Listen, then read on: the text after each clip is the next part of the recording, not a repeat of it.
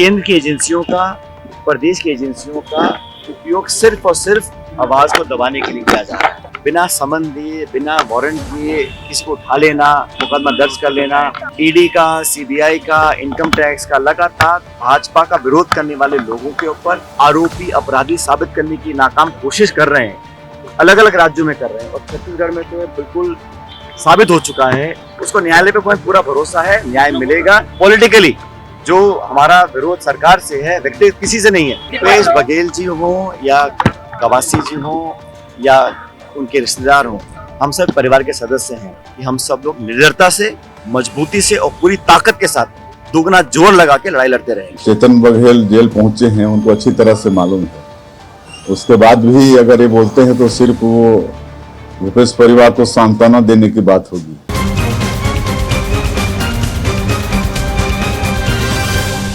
छत्तीसगढ़ की राजनीति में इन दिनों ईडी, अडानी और जिस तरह से जेल का मामला लगातार सुर्खियों में बना है, वो इसलिए है क्योंकि पूर्व मुख्यमंत्री भूपेश बघेल के बेटे चैतन्य बघेल को आबकारी घोटाले मामले पर जेल में बंद किया गया है। और इसके बाद आज छत्तीसगढ़ के कांग्रेस प्रदेश प्रभारी सचिन पायलट एक दिवसीय दौरे पर रायपुर पहुंचे और सीधे वो सेंट्रल जेल पहुंचकर पूर्व मुख्यमंत्री भूपेश बघेल के बेटे चैतन्य बघेल और पूर्व आबकारी मंत्री कवासी लखमा से उन्होंने आधे घंटे की मुलाकात की और कहीं ना कहीं ये पूरी कार्रवाई को लेकर उन्होंने समझा क्या स्थिति रही, किस तरह से ईडी उनसे पूछताछ की, इन तमाम जो है पूछताछ को लेकर जानकारी उनसे जुटाई। और साफ तौर पर जब वो जेल से बाहर निकले तब उनको कहना था कि जो भी विपक्ष मजबूती से एक सरकार पर जब हमला बोलता है, कोई भी जो मुद्दों को उठाता है, ऐसे में इन्हें कुचलने का, दबाने का प्रयास केंद्र सरकार अपनी तमाम एजेंसियों को लगाकर पूरी तरीके से ताकत झोंक कर उसे दबाने, कुचलने का काम करती है।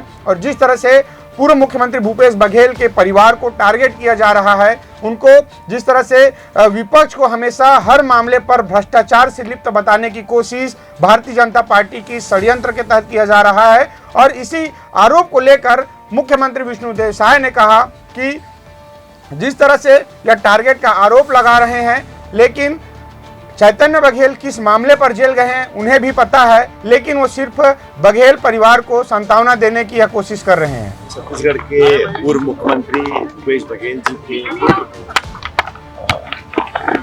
डिटेन किया गया था और आज उनसे मैंने मुलाकात करी है।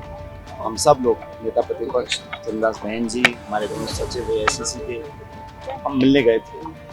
और सबसे महत्वपूर्ण बात यह है कि जिस बात को हम बार बार कह रहे हैं और अरसे से कह रहे हैं कि भारतीय जनता पार्टी और उनकी सरकार, चाहे वो प्रदेश के हो चाहे केंद्र की हो, लगातार और निरंतर रूप से अपने विरोधियों को डराने का, धमकाने का, भयभीत करने का काम कर रहे हैं। मैं स्पष्ट करना चाहता हूँ, ये जो कार्रवाई करी है कांग्रेस के नेताओं के ऊपर, मुख्यमंत्री जी के परिवार के सदस्यों के ऊपर, ये कहीं ना कहीं इस बात को साबित करता है कि केंद्र की एजेंसियों का, प्रदेश की एजेंसियों का उपयोग सिर्फ और सिर्फ अपने विरोधियों की आवाज को दबाने के लिए किया जा रहा है। हम सबको पूरा भरोसा न्यायपालिका पर है और प्रोसेस के ऊपर है। और जैसा भूपेश बघेल जी ने भी कहा, पूरा सहयोग वो लोग भी करेंगे, लेकिन जिस नियत से, जिस तरीके से बिना समन दिए, बिना वारंट दिए किसी को उठा लेना, मुकदमा दर्ज कर लेना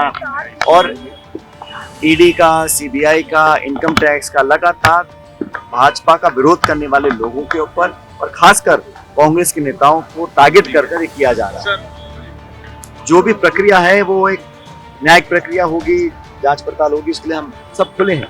लेकिन लगातार, चाहे वो देवेंद्र यादव हों, चाहे वो कवासी लखमा जी हों, चाहे आज भूपेश जी के पुत्र हों, सब लोगों को कहीं ना कहीं उनकी छवि धूमिल करने के लिए किया जा रहा है। और जब ये लोग ईडी के माध्यम से सोनिया गांधी जी को, राहुल गांधी जी को लगातार लोगों को आरोपी, अपराधी साबित करने की नाकाम कोशिश कर रहे हैं, अलग अलग राज्यों में कर रहे हैं और छत्तीसगढ़ में तो बिल्कुल साबित हो चुका है कि हर मोड़ पर एजेंसीज को उपयोग कर ये मुद्दों से बात को भटकाना चाहते हैं।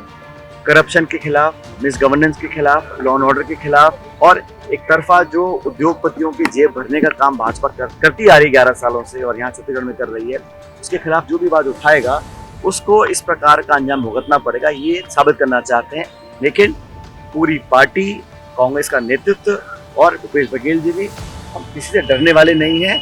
पूरी लड़ाई लड़ेंगे, पॉलिटिकल लड़ाई लड़ेंगे, और जो प्रोसेस है, जो उन्होंने अब शुरुआत करी है केस वकीलों का, उसको न्यायालय पे हमें पूरा भरोसा है, न्याय मिलेगा, सच सामने आएगा।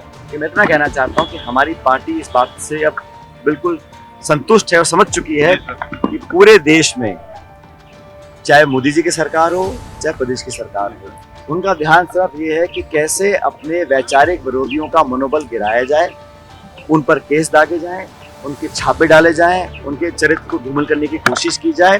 और ऐसा पिछले 10 सालों में भाजपा के किसी नेता के ऊपर, एनडीए के किसी नेता के ऊपर कोई कार्रवाई, कोई छापा, कोई पूछताछ आज तक करी नहीं। सिर्फ अपने विरोधियों को भ्रष्ट साबित करने की कोशिश कर रहे हैं, और हम लोग इसका संघर्ष पूरी तरह जारी रखेंगे।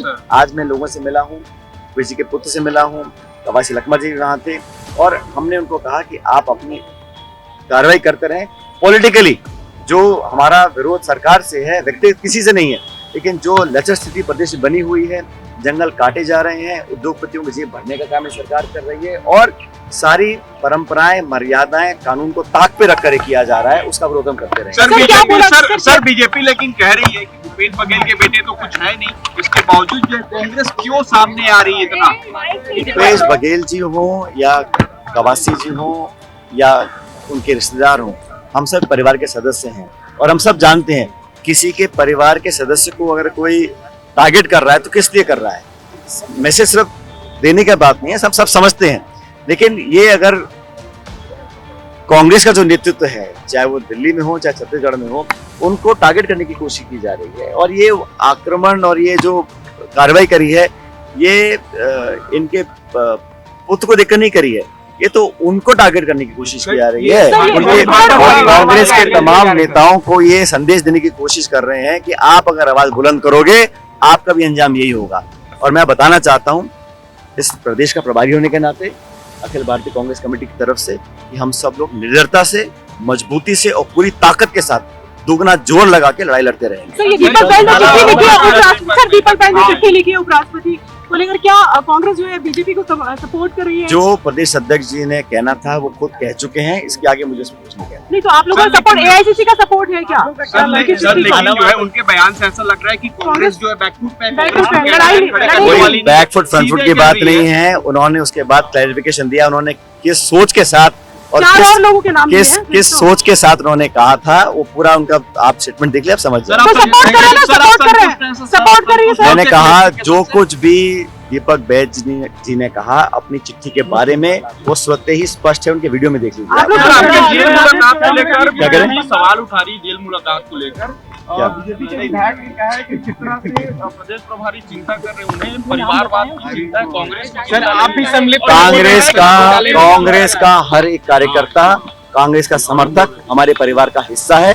किसी पर आंच आएगी तो पूरा परिवार साथ खड़ा दिखेगा। भागीदारी है, ऐसा आपके ऊपर भी आरोप लगा रहे हैं, बोलते हैं कि सचिन पायलट की भी भागीदारी है। सर आपको इस तरीके के बयान आ रहे हैं। सर आदिवासी और ओबीसी टारगेट पे, सर आदिवासी और ओबीसी टारगेट पे बोले तो कल जो सम्मेलन हुआ नई दिल्ली में, आपने देखा होगा, मैं समझता हूँ एक निर्णायक और एक बहुत ऐतिहासिक सम्मेलन था। पूरे देश के ओबीसी के हमारे डेलीगेट्स आए, और जो राहुल गांधी जी ने कहा और खड़गे जी ने कहा कि हम चाहते सबको साथ लेकर चलें, जो ऐतिहासिक समय से वंचित रहे हैं, दबे कुचले रहे हैं, पिछड़े रहे हैं, किसान वर्ग के लोग हैं, मेहनत हाथ से मेहनत करते हैं, देश का पेट पालते हैं, उन सब लोगों को एक मंच देने का काम किया है। और उन्होंने खुद राहुल जी ने कहा कि आने वाले समय में जो ओबीसी हैं, जो पिछड़े हैं, उन सब का पूरा सहयोग और समर्थन कांग्रेस पार्टी खुलकर करेगी और तीव्रता से करेगी। मैं समझता हूँ बहुत ही स्वागत योग्य स्टेटमेंट है। और खड़गे जी ने जो कहा उसको आपने सुना होगा, वो एक दलित समाज से आते हैं और 60 साल की राजनीति कर अपने श्रम और ताकत के बल पर आज कांग्रेस के अध्यक्ष बने हैं। तो दलित हो, आदिवासी हो, पिछड़ा हो, उन सबको साथ लेकर चलेंगे। और हमें लगता है कि देश में बीजेपी ने, चाहे वो जातिगत जनगणना हो, चाहे महिला आरक्षण हो, सिर्फ लिप सर्विस करी है, घोषणा कर दी है। जैसे घोषणा करी थी कि हम 2 करोड़ रोजगार देंगे, किसान की आमदनी दुगनी करेंगे। आज 11 साल हो गए, ना तो 15 लाख खाते में आया, ना 2 करोड़ नौकरी मिली है, और ना किसान की आमदनी दुगनी हुई है। इसी प्रकार उन्होंने जनगणना भी जो 27 में करेंगे, महिला आरक्षण का हाँ कर दिया है, लागू कब होगा किसी को पता ही नहीं है। इस प्रकार की बातें भाजपा बोलती आ रही है। तो खड़गे ने बिल्कुल ठीक कहा, ये झूठे वादे करने वाली पार्टी है और झूठ के आधार पर सरकार में आए। सर, चंद्रबाबू और लखमा जी का कोई कंप्लेंट की है, जेल में कोई शिकायत? उनका थोड़ा लखवासी जी का थोड़ा स्वास्थ्य, आप तो थे नहीं अंदर। नहीं सर, ऐसे बात सामने आती है सर। वो अभी किसने विक्रम बोला? भंडारी पिछले दिनों गए थे, कांग्रेस के नेता, और कुछ दूसरे उसके मैं मिला परिवार के उनसे, लोग- अच्छा, वो बताइए बिल्कुल कि आपने ठीक क्या है, बातें की, उनके क्या? हौसले बुलंद हैं, वो संघर्ष के लिए पूरी तैयार हैं। उनका थोड़ा स्वास्थ्य खराब रहता है, इस पर मैंने अधिकारियों से बोला है, क्योंकि उम्र भी है, उनको थोड़ी शुगर ब्लड प्रेशर की बीमारी रहती है, तो उनका थोड़ा ध्यान रखें ताकि उनको असुविधा ना हो। चैतन्य ने कुछ कहा? मैं चैतन्य से मिला और वो बहुत मजबूती के साथ कह रहा है कि भाई जो कुछ भी सरकार चाहे कर ले, लेकिन हमारा परिवार और कांग्रेस परिवार एक कदम पीछे नहीं हटेगा, हम पूरा लड़ाई लड़ेंगे। ओबीसी और आदिवासी नेता टारगेट पे है कि आपको लगता है यहाँ पे छत्तीसगढ़ के बड़े कांग्रेस के? आप आंकड़ा उठा के देख लीजिए ना, किनको टारगेट कर रहे हैं। टारगेट उन्हीं को कर रहे हैं जो ऊंची आवाज में बोलते हैं, और ये बात सच है। चाहे लखमा जी हो, चाहे देवेंद्र हो, चाहे आज बघेल जी का परिवार हो, जानबूझ के दलित पिछड़े आदिवासियों को कहीं ना कहीं वो सहम जाएं और इतनी हिम्मत ना करें कि भाजपा के सामने जोर से बोल सकें, ये कोशिश बीजेपी कर रही है। अब क्यों कर चेतन बघेल जेल पहुंचे हैं उनको अच्छी तरह से मालूम है। उसके बाद भी अगर ये बोलते हैं तो सिर्फ वो भूपेश परिवार को सांत्वना देने की बात होगी।